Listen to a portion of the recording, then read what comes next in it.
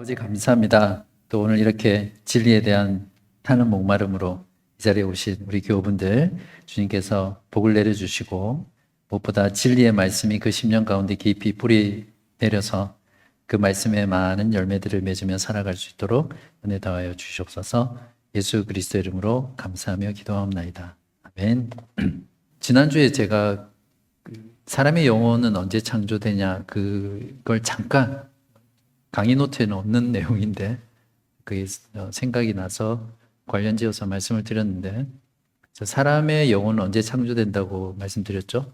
네, 육체가 만들어지는 순간. 그 육체가 언제 만들어집니까? 태아세포로 이렇게 수태되는 순간, 우리가 보통 잉태됐다고 그렇게 하잖아요. 그때 인간의 영혼이 하나님께서 육체와 함께 창조하시죠. 미리 창조해놨다가 그 창조해놓은 영혼을 육체가 태어날 때 이렇게 결합시키는 게 아니라 말 그대로 인간이라고 할 수 있는 그 수태 순간에 영혼과 육신이 같이 창조가 되는데, 끝나고 나서 종아 집사님이 막 이야기하다가 질문을 하셨어요. 그래서 예수님은 그리스도는 언제 영혼이 창조됐냐? 그리스도의 영혼은 신성으로 계실 때는 그 하나님과 본체이기 때문에 그냥 신성의 존재죠. 그러니까 하나님은 영이시다라고 표현할 때 그 신성의 본질을 가지고 계셨고, 그건 변함이 없죠. 근데 육신이 되실 때, 그러면 예수님은 몸만 창조되고 이미 있는 영혼이 그때 결합을 한 거라면, 그거는 신성이 그냥 인간의 몸만 그러니까 육체만 취한 게 되잖아요. 그래서 그거는 성경적인 건 아니고요. 하나님의 그 신성, 영원하신 신성이 인성, 즉 인성이라는 것 안에, 그러니까 수태되는 그 순간에 인간의 몸과 영혼이 같이 그때 창조가 되는 거예요. 그죠? 그래서 그 신성과 몸과 영혼으로 되어 있는 그 인성이 하나가 되는, 그렇게 이해를 하시면 돼요. 그러니까 그리스도의 인성으로는 그리스도의 영혼은 수태 순간에 그 육체와 같이 창조되었다. 이렇게 정리를 하면 분명할. 여러분, 섭리가 뭐라고 생각하세요? 듣기는 참 많이 듣잖아요. 섭리. 네, 봅시다. 섭리가 뭔지. 이번 기회에 섭리를 확실하게 정리하도록 하겠습니다. 마태복음 10장 29절 말씀부터 보면 좋겠는데요. 우리 섭리에 대해서 아주 중요한 부분 중에 한 부분을 말씀해 주는 건데, 참새 2마리가 한 아사리온에 팔리지 않느냐? 그러나 너희 아버지께서 허락하지 아니하시면 그 하나도 땅에 떨어지지 아니한다. 이건 무엇을 말하는 걸까요? 모든 것이 다 하나님의 뜻 가운데, 허락 가운데, 작전 가운데, 또 다스림 가운데, 통치 가운데 다 들어있다는 거죠. 여기서 참새 2마리라는 거는 진짜 동물 중에서도 가장 미미한 동물이잖아요. 그렇잖아요. 그 미미한 동물조차도 하나님께서 이렇게 모든 것들을 간섭하신다. 이게 섭리신앙입니다. 섭리신앙의 핵심이죠. 이런 신앙을 우리가 가지고 할 때 우리의 삶에 일어나는 크고 작은 일들을 우리가 어떤 마음으로 대할지, 이런 게 큰 차이가 나죠. 큰 차이가 납니다. 자, 구체적으로 한번 볼게요. 우리 고백서는 섭리에 대해서 어떻게 말하고 있는지. 만물의 위대한 창조자 하나님께서는 창조자이기 때문에 섭리자이시겠죠. 모든 피조물들과 행동들과 사물들을 보존하시고, 나중에 하시겠지만 이게 섭리의 대상이죠. 이거는, 그죠? 피조물들, 행동들, 사물들 보존하시고, 감독하시고, 치리하시고, 치리한다는 건 다스린다는 거죠.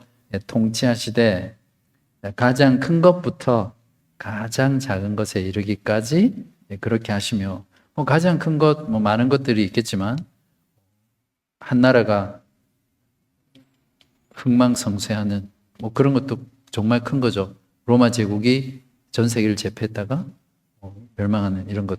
그리고 가장 작은 것, 정말 미미한 그런 것까지도 하나님께서 섭리하시고, 또 무엇으로 섭리하시냐면 지혜롭고 거룩한 섭리에 의해서, 또 그의 무오한 예지, 오류가 없는 미리 하심, 또 그 자신의 의지에 자유롭고 불변하는 결정을 따라서 하신다. 조금 뒤에 정리하겠지만 하나님께서 우리를 구원하실 때 우리를 구원하셔야만 돼서 구원하시는 게 아닙니다. 하나님의 자유로운 의지, 기쁘신 뜻대로 우리를 구원하신 거죠. 그러니까 이제 하나님은 이러셔야 돼. 공의로운 하나님이 어떻게 지옥을 만들 수 있어? 이런 건 없습니다. 하나님은 자신의 기쁘신 뜻과 의지를 가지고 자유롭게, 그러나 그것 자체가 오류가 없기 때문에 변하지 않는, 그러니까 불변하는 결정에 따라서 하신다는 거죠. 인간은 이랬다 저랬다 바꾸잖아요, 결정을. 코이노냐 모임을 주일로 5회 했다가 주중에 했다가 교리 공부를 쉬었다가 했다가 인간은 결정을 잘 바꾸지만 그래서 제가 좀 자꾸 이렇게 바꿀 때 저는 하나님이 아니기 때문에 여러분 이해하셔야 돼요. 우리는 상황을 보고 또 마음도 바뀌지만 하나님은 아무리 작은 일조차도 하나님은 이미 영원한 작전 가운데 섭리 가운데 그것들을 한치의 오차도 없이 불변하게 이루신다. 그러니까 우리의 이성으로는 이해가 안 되지만 그래서 하나님이시죠. 하나님이 신비로우신 분이고, 자, 이로써 그의 지혜, 능력, 공의, 선하심 그리고 자비의 영광을 찬송하도록 하신다. 이게 섭리의 목적입니다. 그러니까 이런 모든 하나님의 것들을 드러내면서 영광하고 찬송하도록 하기 위해서 섭리하신다는 거죠. 제가 이번에는 영어 문장 원문을 같이 넣었어요. 그래서 영어를 보시면 이 한국 번역 말이 어떤 의미인지 좀 더 잘 와닿을 겁니다. 성경 구절 몇 구절만 볼게요. 자, 에베소서 1장 11절 대표적인 말씀인데요. 자, 모든 일을 그의 뜻의 결정대로 일하시는 이의 계획을 따라 우리가 예정을 입어 그 안에서 기업이 됐다. 그러니까 모든 일을 그의 뜻의 결정대로 일하신다. 또 로마서 9장 17절에는 성경이 바로에게 이르시되, 출애굽할 때 바로가 안 보내주잖아요. 이스라엘 백성을 10가지 재앙을 내릴 때까지. 이제 그것을 두고 말하는데, 내가 이 일을 위하여 바로를 세웠으니 곧 너로 말미암아 내 능력을 보이고 내 이름이 온 땅에 전파되게 하려 함이라. 그러니까 하나님의 영광을 위해서 악한 바로조차도 하나님의 뜻대로 사용하시고 섭리해 가시는 분을 잘 말씀해 주고 있습니다. 자, 정리를 하겠습니다. 그 고백서 내용을. 섭리하시는 분, 섭리자는 모든 만물의 창조자이죠. 특히 신앙 고백서가 이 부분을 강조하면서 넣었던 이유가 뭐냐면 17세기에 이신론이라는 게 등장합니다. 여러분 이신론 들어보셨어요? 저한테 교리 공부하셨던 분은 몇 번 들으셨을 거예요. 디이즘이라고 그러는데 이신론이 쉽게 설명하면 하나님께서 자연의 법칙을 만들어 놓으신 거예요. 그리고 하나님은 일단 그 법칙을 창조해 놓고 팔짱 끼고 계시는 거예요. 그러니까 창조 세계를 한번 창조하고 그 정해진 법칙에 따라서 알아서 돌아가도록 만드신 거예요. 그러니까 하나님과 창조 세계는 격리되어 있는 거예요. 절대 타자의 상태예요. 이게 지금 합리주의 시대, 또 오늘날 시대에 많이 또 지배하고 있는 부분인데, 그것을 성경에 의해서 반박하기 위해서 이런 내용들이 들어가는 거죠. 그러니까 하나님은 자신의 세계를 창조하신 후에 그 창조 세계를 섭리해 가시는 분. 그냥 팔짱 끼고 아무것도 하지 않는 분이 아니라, 우리가 미국은 기독교 국가라 이렇게 생각하는데 미국의 건국의 아버지들은 다 이신론자들이었어요.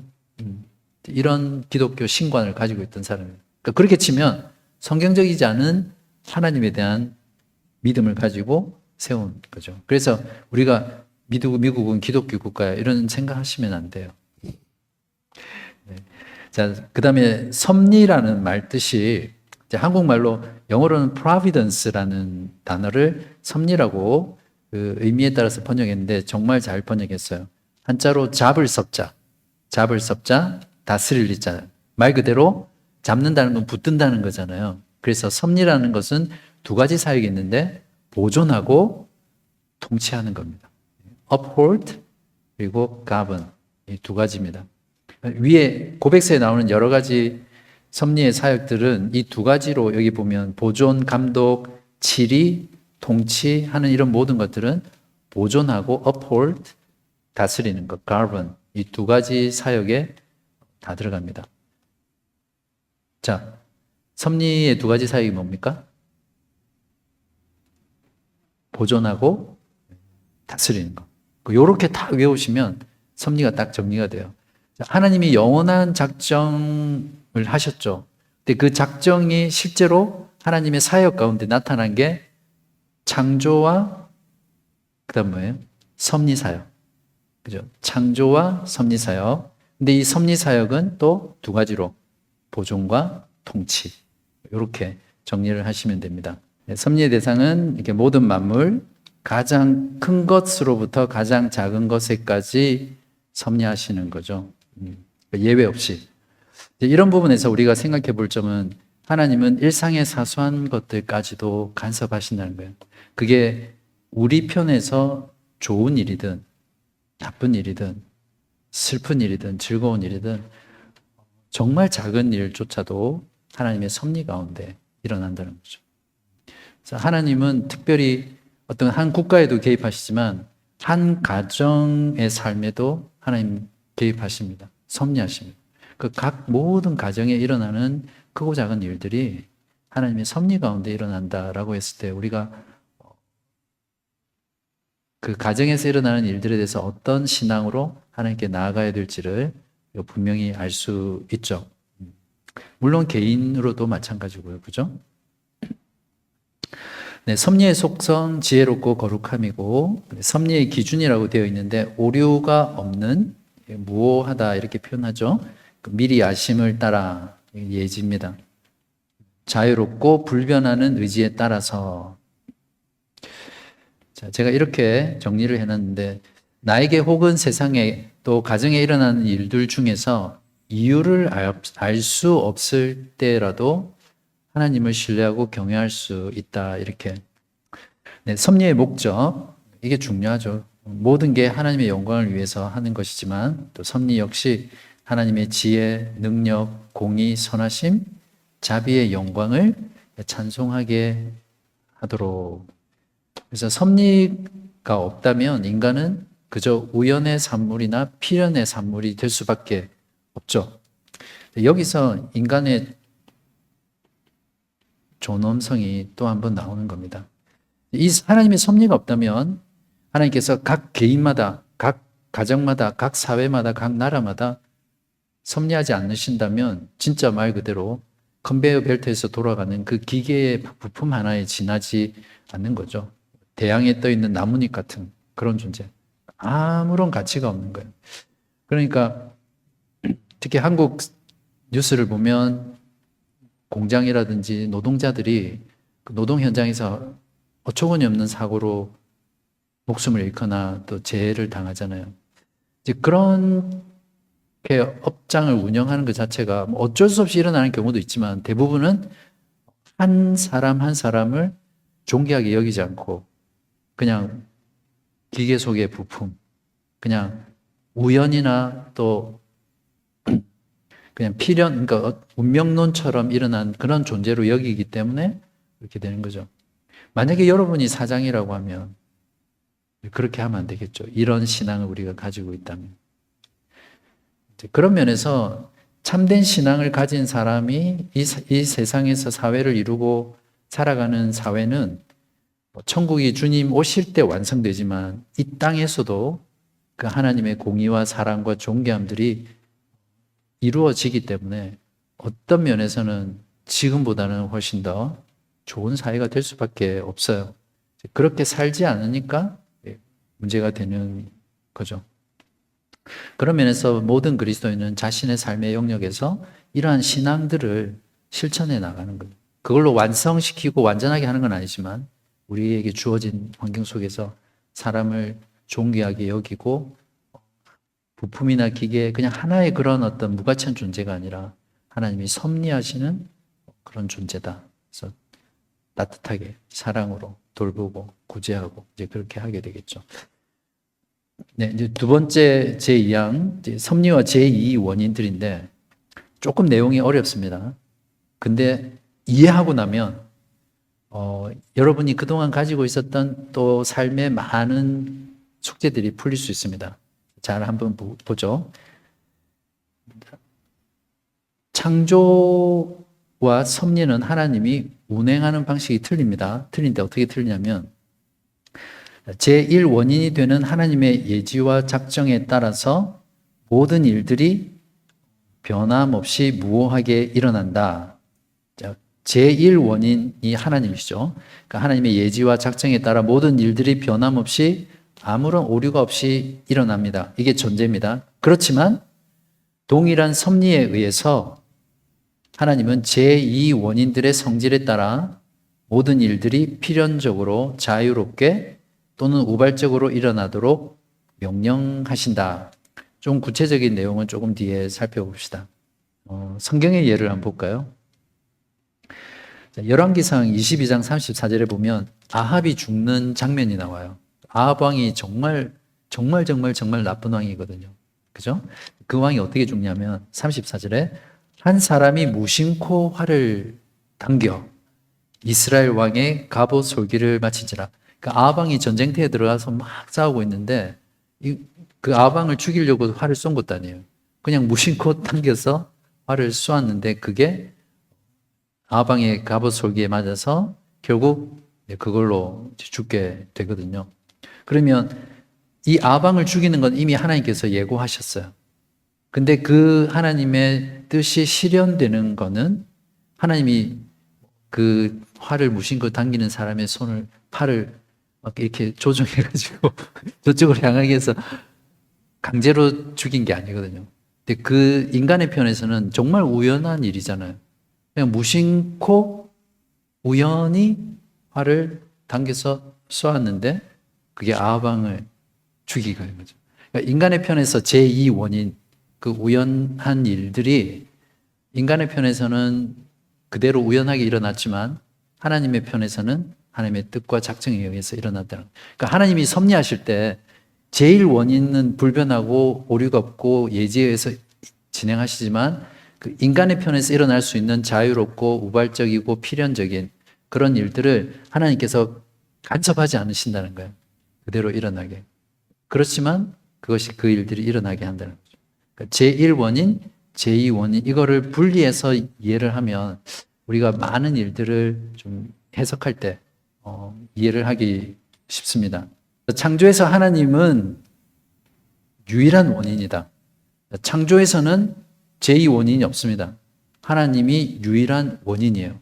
그런데 섭리에서는 하나님이 제1원인이시지만 제1원인의 종속적인 제2원인들과 수단을 사용하신다는 겁니다. 섭리에서는.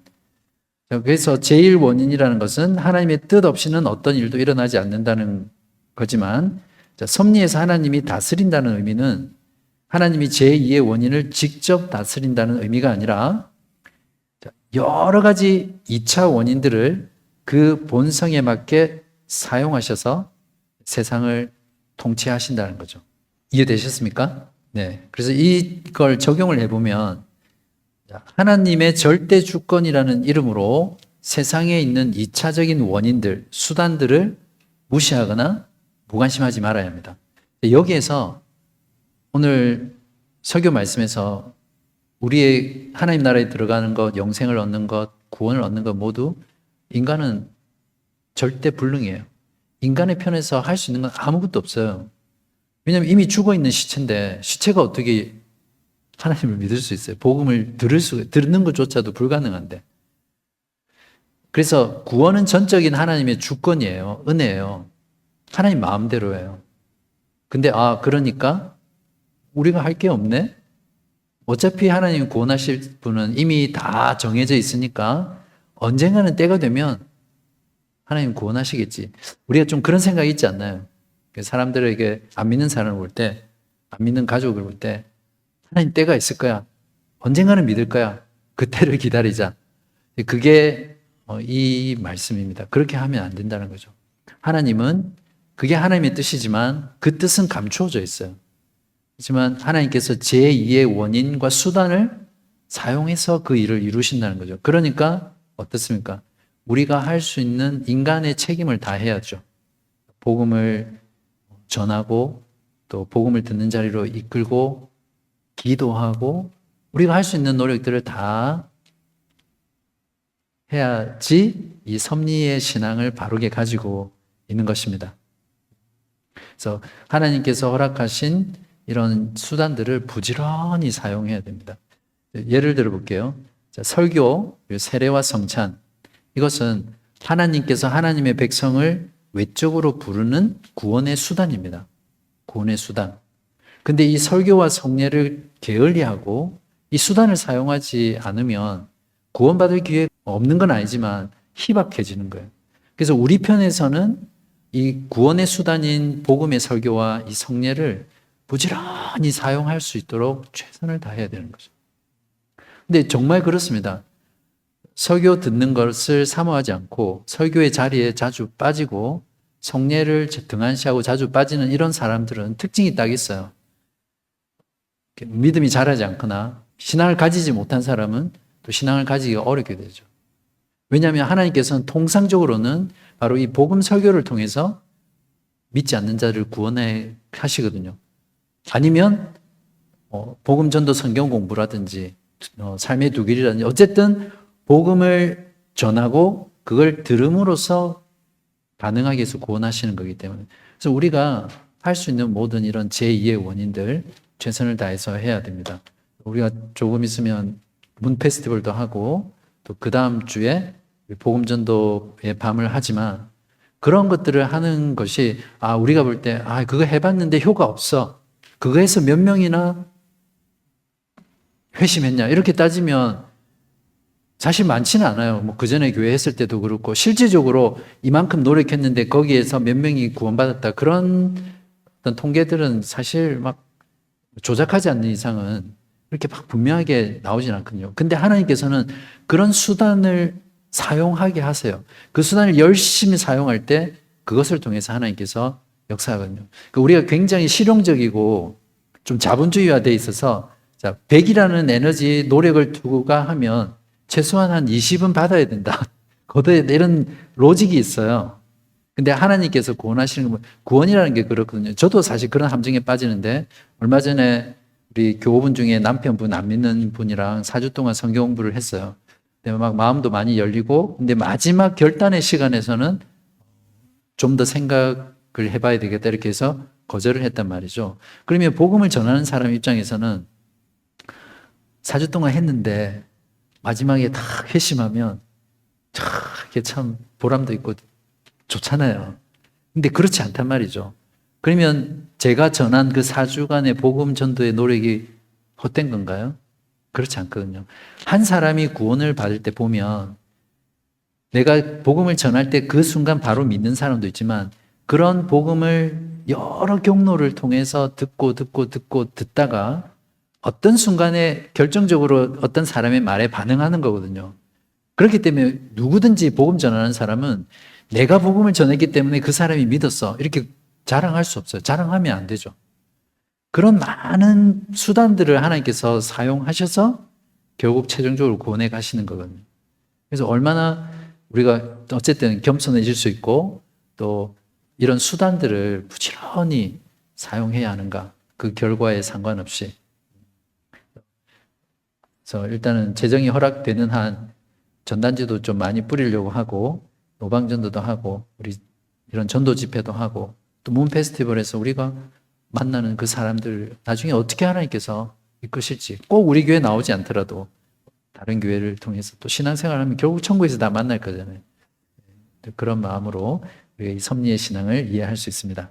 그 세 번째는 섭리와 기적에 대한 부분인데요. 이 부분 한번 고백서 문장부터 볼게요. 하나님은 그의 일반적인 섭리에서는 여러 수단들을 사용하십니다.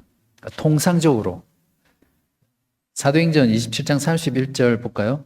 바울이 백부장과 군인들에게 이르되 이 사람들이 배에 있지 아니하면 너희가 구원을 얻지 못하리라. 사도 바울이 타고 가는 배가 거의 난파 직전에 막 사람들이 군인들이 막 도망가려고 하잖아요, 그죠? 그때 그들이 이 배에 있어야 된다는 거예요. 배를 지켜야죠. 그런 수단을 통해서 하나님께서 섭리하십니다. 자, 그렇지만 그러면 하나님은 일반적인 섭리 그 수단에 갇혀버리잖아요. 하나님은 전능자이시고 초월자시기 때문에 그러한 수단들 없이 그것들의 초월 그리고 반하여서 이게 기적이죠. 그의 기쁘신 뜻대로 자유롭게 일하신다 이렇게 말씀합니다. 자, 예를 들면 우리 로마서 4장 19절에서 21절에 보면 우리 사라가 이삭을 잉태하는 내용이 나오는데, 자, 그가 백세나 되어 자기 몸이 죽은 것 같고 사라의 태가 죽은 것 같음을 알고도 믿음이 약하여지지 아니하고 믿음이 없어 하나님의 약속을 의심하지 않고 믿음으로 견고하여져서 하나님께 영광을 돌리며 약속하신 그것을 또한 능히 이루실 줄을 확신하노니 이렇게 말하고 있습니다. 즉 아브라함이 백세가 되었다는 것, 또 사라의 태가 죽었다는 것은 전적인 불능이죠. 그러니까 일반적인 섭리에서는 일반적인 수단으로는 이삭이 태어날 수 없습니다. 그런데 하나님께서는 그것에 어때요? 초월해서 또 반하여서 하나님의 기쁘신 구속의 사역을 이루시는 거예요. 그러니까 하나님은 그냥 자연의 법칙, 어떤 우주의 법칙에 갇히시는 분이 아니시라는 거죠. 특별한 경우에는 하나님이 그 법칙을 초월하셔서 하나님이 일을 이루십니다. 예수님이 무리를 걸으신 사건, 죽은 자를 살리신 사건, 이런 것들도 다 일반적인 수단을 사용하신 게 아니죠. 그것에 초월하여 단하여 하신 일입니다. 자, 다니엘서 3장 27절에도 비슷한 내용이 나오는데, 자, 다니엘이 사자굴에 던져지잖아요. 그 세 친구와 함께. 세 친구 이름 뭡니까? 사드락과 메삭과 아벳느고. 자, 사자굴에 던져졌을 때, 자, 총독과 지사와 행정관과 왕의 모사들이 모여 이 사람들을 본즉 불이 능히 그들의 몸을 해하지 못하였고 머리털도 그을리지 아니하였고 겉옷빛도 변하지 아니하였고 불탄 냄새도 없었더라. 이게 가능합니까? 다른 사람 던졌을 때 그 근처에만 갔는데도 완전히 몸이 다 타버렸는데 그 불구덩이 한가운데 있었는데도 그을리거나 겉옷이 빛이 변하거나 불탄 냄새가 없었다. 전능하신 하나님이 수단을 사용하지 않고 그것을 초월해서 역사하신 하나님의 섭리다라는 것을 알 수가 있습니다. 자, 요것만 정리하고 마치겠습니다. 그래서 섭리에는 두 가지 방식이 있습니다. 하나는 일반적인 섭리죠. 이거는 통상적인 방법이죠. 2차적인 원인들, 즉 수단들을 사용해서 섭리하십니다. 대부분의 경우에는 하나님께서 이러한 방법들을 통해서 보존하고 통치해 가시죠. 섭리해 가시는데 특별 섭리가 있습니다. 또 다른 섭리는 그러한 수단들 없이 그것들을 초월해서 그것들에 단하에서 섭리하신다는 거죠. 이것을 이제 우리가 특별 섭리라고 하고 또 보통 이적, 기적 이렇게 표현하기도 합니다. 자, 특별 섭리는 이제 두 가지가 있는데요. 직접적인 섭리와 또 초월적인 섭리 세 가지가 있네요. 대항적 섭리 이 부분이에요. 특별 섭리에는 자, 수단들 없이 이거는 직접적인 섭리, 초월해서 이게 두 번째, 그리고 반하에서 이게 대적적 섭리다 이렇게 하는데요. 자, 하나님은 어떤 수단도 사용하지 않고 자기 백성을 구원하신다. 그러니까 자, 하나님은 일반적으로 말씀과 성례와 같은 수단을 통해서 하나님이 택하신 자를 구원하시죠. 그러나 태아들, 그러니까 옛날에는 태어나서 아기들이 많이 죽었어요. 그래서 그 당시 가톨릭 내에서는 세례를 받지 않고 죽은 아이는 태아는 천국에 가지 못한다. 이런 것들로 신학적인 논쟁이 많았었거든요. 개혁교회 안에서는 부모가 믿는 부모에게서 태어난 태아가 죽었을 경우는 구원을 받았다 이렇게 정리를 합니다. 물론 개혁교회 진영 안에서도 모든 어린아이 또 태아들은 구원을 받는다. 왜냐하면 그들은 죄를 어떤 자기 의지로 짓지는 않고 죽었기 때문에 그렇게 하는데 대부분의 개혁교회, 개혁 신학자들은 믿는 부모의 태아들은 죽었을 경우에 구원을 받는다 이렇게 하는데 이거는 이제 유아 세례나 다른 문제에서도 다룰 문제고요. 어쨌든 하나님께서는 태아들, 유아들, 또 지적인 장애인들 경우에는 외적인 수단 없이 직접 구원하신다는 겁니다. 그러니까 통상적으로 복음을 듣고 믿으려면 그 복음을 이해해야 되잖아요. 그죠?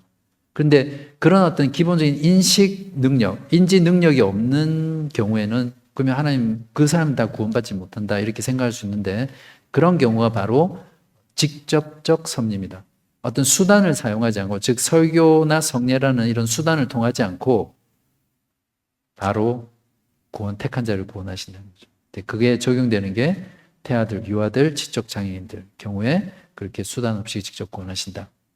초월적 섭리는 아까 말씀드렸던 사라의 임신, 또 예수님의 부활 이런 것들은 2차적인 원인들을 초월해서 발생한 거죠.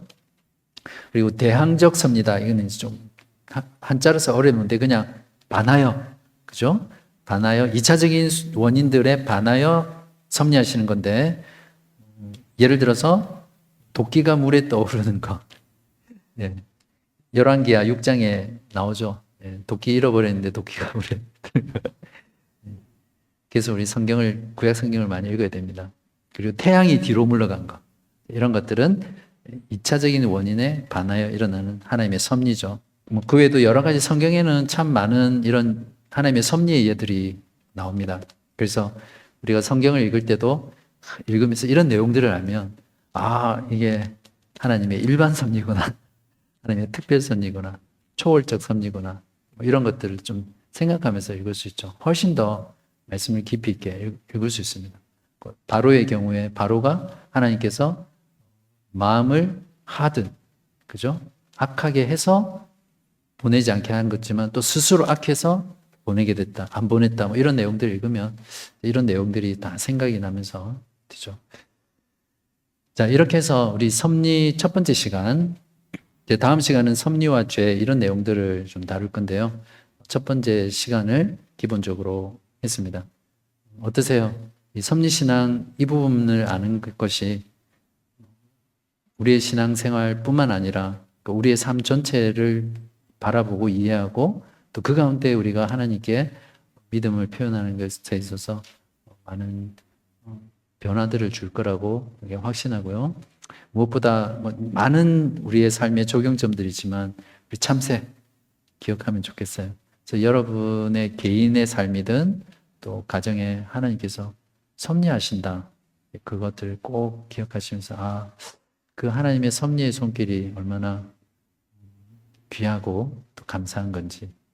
그리고 혹시 그렇게 안 되기를 바라지만 혹시 여러분의 어떤 그런 삶 속에서 경험하는 이유를 알 수 없는 그런 어려움들을 만나더라도 우리가 이 섭리신앙을 기억하고 하나님을 경외하고 신뢰하면 결국 우리의 모든 최종적인 파이널 운명은 우리의 죽음과 재림에 결정되잖아요. 하나님 영원히 완성되는 그 하나님 나라에서 결정되기 때문에 이 땅에서 일어나는 어떤 일도 우리의 관점을 거기까지로 그냥 밀어서 보면 다 이해가 되죠. 끝입니다. 수고하셨고요. 제가 기도하고 마치겠습니다. 하나님 아버지 감사합니다. 이렇게 또 섭리신앙에 대해서 우리 사랑하는 교우님들과 나눌 수 있게 해주셔서 감사합니다. 우리가 하나님의 말씀을 통해서 우리의 신앙의 선배들이, 신앙의 선조들이 이렇게 정리해 놓은 주옥 같은 말씀을 통해 진리를 더 깊고 풍성하게 알게 하셔서 감사합니다. 우리가 하나님을 아는 만큼 성경의 진리를 배우고 또 확신하는 만큼 주님을 향한 사랑이 더욱더 커지게 해주시고 주님의 뜻대로 이 땅 가운데 주를 위해서 살아갈 수 있도록 도와주시옵소서. 우리의 삶에 일어나는 모든 일들이 주님의 섭리 가운데 일어나는 것을 우리가 잊지 않게 하시고 모든 것에서 하나님께 영광을 돌리는 저희들 되게 하시옵소서. 무엇보다 우리 바른교회를 이곳에 세우셨고 또 1년을 지나서 계속해서 사역하고 계신 하나님께 감사합니다. 이곳에 바른교회를 세우신 것 또한 하나님의 영원한 작전 가운데 하나님의 섭리의 사역임을 확신하오니 주께서 앞으로 우리들 앞에 놓여 있는 것이 무엇인지 저희가 알 수 없지만 우리에게 주어진 모든 수단과 또 모든 것들을 최선을 다해서 사용하게 하시고 또 우리에게 맡겨진 사명을 신실하게 감당함으로 주님의 뜻을 이루어가고 하나님께 영광 돌리는 저희 모두 되게 하여 주시기를 예수 그리스도 이름으로 간절히 기도합니다. 아멘.